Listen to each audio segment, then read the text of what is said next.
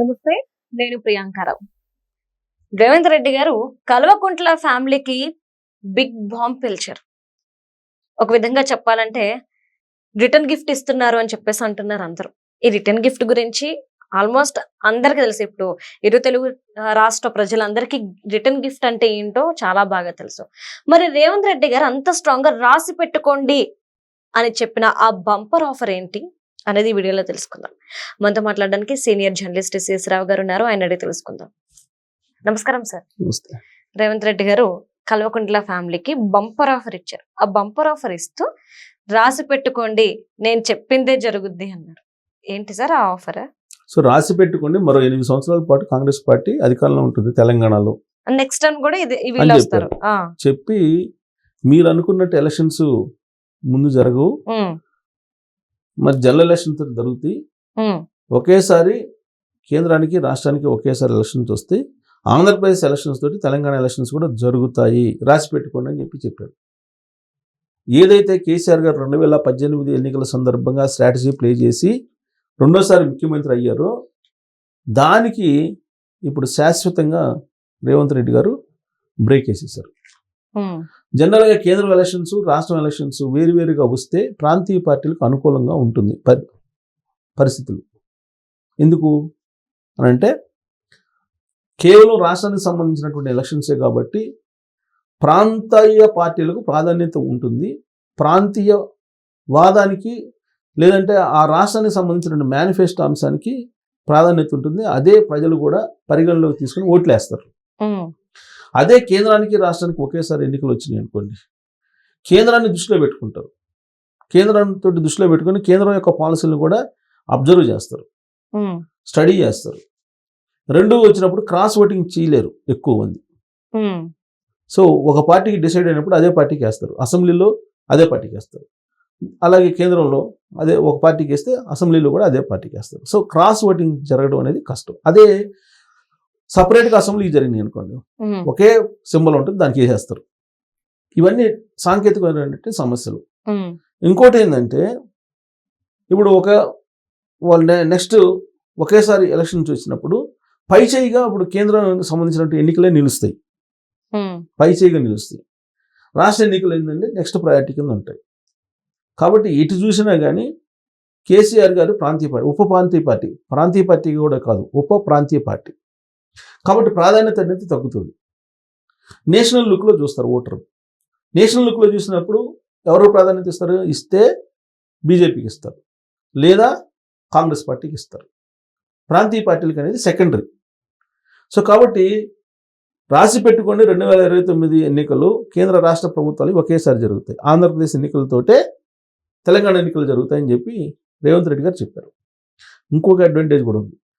తెలంగాణకి ఆంధ్రప్రదేశ్కి ఒకేసారి ఎన్నికలు జరిగితే అది కూడా కాంగ్రెస్ పార్టీకి బెనిఫిట్. ఎందుకని సార్? ఇక్కడ ఆంధ్ర వాళ్ళు సెటిలర్స్ అక్కడికి వెళ్ళిపోతారు అందరూ. సో ఇక్కడ ముస్లిం డామినేషన్ ఎక్కువ ఉంటుంది. ముస్లిమ్స్ ఎక్కువ ఎవరికి వేస్తారు? కాంగ్రెస్ పార్టీకి వేస్తారు. కాంగ్రెస్ పార్టీతో అలయన్స్ పెట్టుకుంటారు వాళ్ళు. సో కాబట్టి ఎన్ని కోణాల నుంచి చూసినా కానీ మీకు కాంగ్రెస్ పార్టీకి ప్లస్ అవుతుంది. పైగా 2018లో గెలవడానికి రెండోసారి ముఖ్యమంత్రి కావడానికి కేసీఆర్ గారు ఆంధ్ర మూలాలు ఉన్నటువంటి వ్యాపారస్తులు, పారిశ్రామికవేత్తలు, వాణిజ్యవేత్తలు ఆయన పక్షాన్ని నిలబడ్డారు. ఓటర్స్ని కూడా అటువైపు తిప్పారు. సినిమా ఇండస్ట్రీ కూడా అటువైపే తిప్పింది. కానీ జనరల్ ఎలక్షన్ వచ్చినప్పుడు అలా ఉండదు, అలా ఉండే అవకాశమే లేదు. ఇది ఇక మరొక అంశం ఏంటంటే, గోటి చుట్టు మీద రోకట్ పోట్లాగా రాబోయేటువంటి రోజుల్లో జనగణన జరుగుతుంది. ఈ జనగణనకు అనుగుణంగా నియోజకవర్గాల పునర్విభజన జరుగుతుంది. కాబట్టి నియోజకవర్గాల పునర్విభజన కూడా జరుగుతుంది. కాబట్టి మహిళలకి 33% రిజర్వేషన్ ఇచ్చేలాగా బిల్లు పాస్ చేస్తున్నాడు నరేంద్ర మోడీ గారు. సో మహిళలకు 33% వెళ్ళిపోతాయి. కాబట్టి మహిళలకి ఖచ్చితంగా ప్రాధాన్యత ఇవ్వాలి. ప్రాంతీయ పార్టీలను ఇవ్వాలి, జాతీయ పార్టీలను ఇవ్వాలి. మీరు 2014, 2018 చూస్తే మహిళలకు ప్రాధాన్యత తక్కువ బీఆర్ఎస్ పార్టీలో. ఈవెన్ క్యాబినెట్లో అసలు లేరు. ఒకనొక మూమెంట్లో తక్కువ, ఒకళ్ళిద్దరు ఉన్నారు అంతే. సో కాబట్టి అదొక అడ్వాంటేజ్ కాంగ్రెస్ పార్టీకి. ఆల్రెడీ మహిళా లీడర్లు ఎప్పటి నుంచో ఉన్నవాళ్ళు చాలామంది ఉన్నారు. బీజేపీకి అడ్వాంటేజ్, నేషనల్ పార్టీలకి ఎటు చూసినా అడ్వాంటేజ్. నియోజకవర్గాల పునర్విభజన జరిగిన తర్వాత వచ్చేటువంటి బెనిఫిట్స్ కూడా అధికారంలో ఉన్నట్టు పార్టీకే ఎక్కువ ఉంటాయి. రేపు నియోజకవర్గాల పునర్విభజన జరుగుతుంది అనుకోండి, జనగణన తర్వాత అధికారంలో ఉన్నటువంటి పార్టీ ఇది కాంగ్రెస్ పార్టీ. ఆ పార్టీకి అనుగుణంగా నియోజకవర్గాల బౌండరీస్ని వేసుకుంటారు. మొత్తం కాకపోయినా కొంచెం అటు ఇటు గ్రామాలను కలుపుకోవటం వీళ్ళకి అనుకూలం. ఇప్పుడు మనకు కొన్ని గ్రామాలు కాంగ్రెస్ పార్టీకి అనుకూలం అంటే, కొన్ని గ్రామాలు బీఆర్ఎస్ పార్టీకి ఉంటాయి, ఇలా ఉంటాయి కదా. ఆ పర్టికులర్ నియోజకవర్గాలు కొన్ని నియోజకవర్గాలను ఐడెంటిఫై చేసి వీళ్ళకి అనుకూలంగా ఉండేలాగా ఆ గ్రామాలని సర్దుబాటు చేసుకునేదానికి వెసులుబాటు కూడా ఉంటుంది.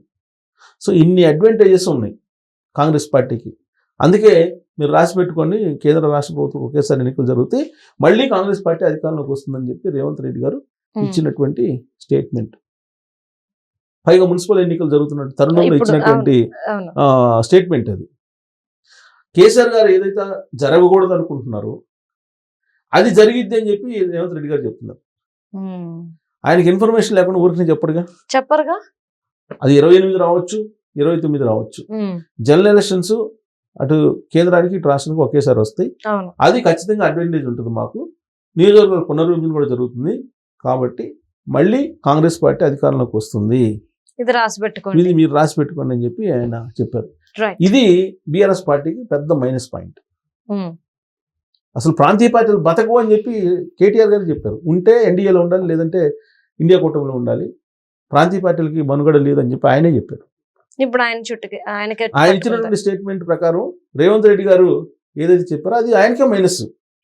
కేటీఆర్ గారు క్లియర్గా చెప్పారు కదా 2024 ఎన్నికలకు ముందు ప్రాంతీయ పార్టీలకు భవిష్యత్తు లేదు, ఉంటే ఏదో కూటమిలో ఉండాలి, ఉంటే అట లేదంటే ఇట. అంటే ఇప్పుడు బీఆర్ఎస్ కూడా ఏదైనా కూటమిలోకి కలిసే అవకాశం ఉందంటారా? ఎన్డీఏలో చేరడానికి ప్రయత్నం చేశారు 2024 లోక్సభ ఎన్నికలకు ముందు అనేది ఆ రోజు వినిపించింది కదా, కానీ బీజేపీ వాళ్ళు యాక్సెప్ట్ చేయలేదని చెప్పి బీజేపీ వాళ్ళే చెప్తున్నారు కదా. సో ఇప్పుడు ఎక్కడికి వెళ్ళాలి? వెళ్తే ఇండియా కూటమిలోకి వెళ్ళాలి. అందులో కాంగ్రెస్ ఉంది. సో కాంగ్రెస్ తోటి జట్టు కట్టే అవకాశం లేకపోలేదు. రాజకీయాల్లో ఎప్పుడైనా ఏదైనా జరగచ్చు. రైట్. సో కాబట్టి ఒకటే ఛాన్స్ వాళ్ళకి, ఒకేసారి ఎలక్షన్ చూస్తే ఇండియా కూటమిలోకి వెళ్ళటమే ఛాన్స్. రైట్. మరి ఇండియా కూటమిలోకి వెళ్తే కాంగ్రెస్ పార్టీ అధికారంలోకి వస్తుంది, సపోర్ట్ చేయాల్సి వస్తుంది BRS party. Right. Thank you so much sir.